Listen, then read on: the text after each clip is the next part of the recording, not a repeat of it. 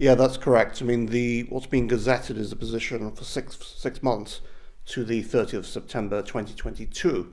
Now, the full year budget, which goes all the way to March this year, 2023, is that the COVID response fund would have incurred a cost of £40 million, and at the half year stage, we're at £44 million. So is this a matter for concern, or are there some elements within that 44 million that might carry through to the rest of the year?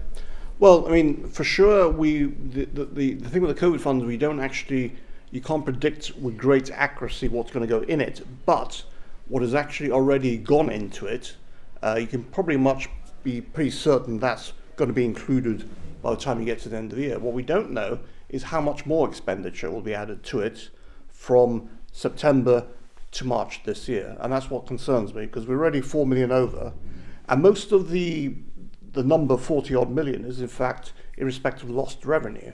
And I think from what the Chief Minister was saying yesterday about the pressures on import duty, we're not going to see any miraculous recovery on that. Is this something that's pretty much happening all over the world? You know, COVID responses have cost governments a lot of money, and everyone's sort of playing catch up.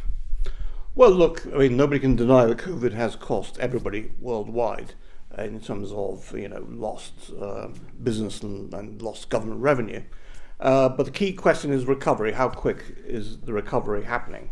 And what I'm not seeing in certain numbers, for example, import duty, is that recovery that we would have thought you would start to see signs of by now. I think we're probably, in terms of cost phase, in terms of actual cost, we're probably way past the peak.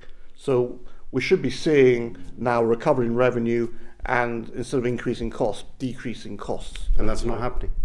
Well, I think if you look at the expenditure side, certainly that has happened if you compare it to last year's. But what we have seen is the 3 million of expenditure, for example, 2 million DHA costs, which weren't predicted when we did the budget book in June last year. But of course, we won't know the full picture until all the figures are in at the end of the financial year. Is that correct? Well, there should be another Gazette for the quarter ending December, and then obviously we get to the March, and then we'll get the final numbers. And yes, there will be tweaking at the edges, but I don't expect it to be substantially different in terms of what's already been posted there.